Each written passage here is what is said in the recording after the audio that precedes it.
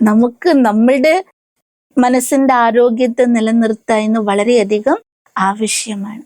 അതുകൊണ്ട് എപ്പോഴും ശ്രദ്ധിക്കുക, എന്ത് കേൾക്കണം, എന്നാൽ എങ്ങനെയുള്ളത് കേൾക്കണം. എന്ത് വായിക്കണം, എന്നാൽ എങ്ങനെയുള്ളത് വായിക്കണം.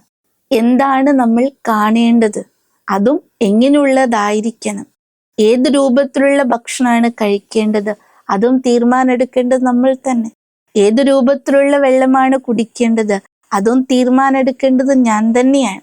കാരണം എൻ്റെ മനസ്സിന്റെ ആരോഗ്യം എൻ്റെ കയ്യിലാണ്, എൻ്റെ ദേഹത്തിന്റെ ആരോഗ്യം എൻ്റെ കയ്യിൽ തന്നെയാണ്.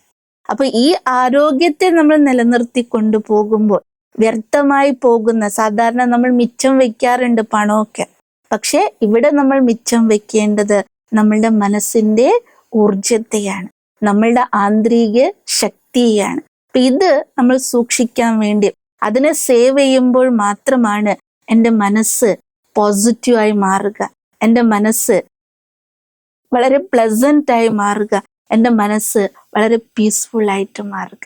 അപ്പൊ മനസ്സിൽ ആരോഗ്യമുണ്ട്, ആരോഗ്യം വന്നു എന്നുള്ളത് മനസ്സിലാക്കാൻ പറ്റുന്ന എങ്ങനെ? എപ്പോഴാണ് നമ്മളുടെ ഊർജത്തിന് ഒരിക്കലും നാശം ഉണ്ടാകാതിരിക്കുന്നത്, ഒരു ചോർച്ച ഇല്ലാതിരിക്കുന്നത്, നമ്മൾ എപ്പോഴും പോസിറ്റീവ് ആയിരിക്കുന്ന കാര്യങ്ങൾ കേൾക്കുക, കാണുക അഥവാ വായിക്കുക മാത്രം ചെയ്യുന്നത്, കഴിക്കുന്ന ആഹാരത്തിലും ശുദ്ധത ഉണ്ടാകുന്നത്.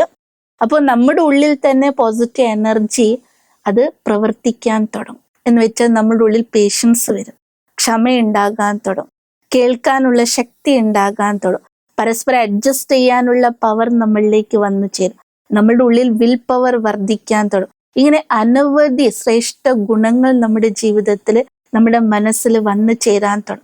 ആരിലാണോ ഈ എല്ലാ ഗുണങ്ങൾ കാണപ്പെടുന്നത്, അവർക്ക് മനസ്സിലാക്കാൻ പറ്റും ഞാൻ ആരോഗ്യപൂർണമായ മനസ്സിന്റെ ഉടമയാണ് എന്നുള്ളത്. അതുകൊണ്ട് നമ്മൾ എല്ലാവരും അവരവർക്ക് വേണ്ടി ഈ കാര്യത്തിൽ ശ്രദ്ധ കൊടുക്കാൻ ശ്രദ്ധിക്കുക.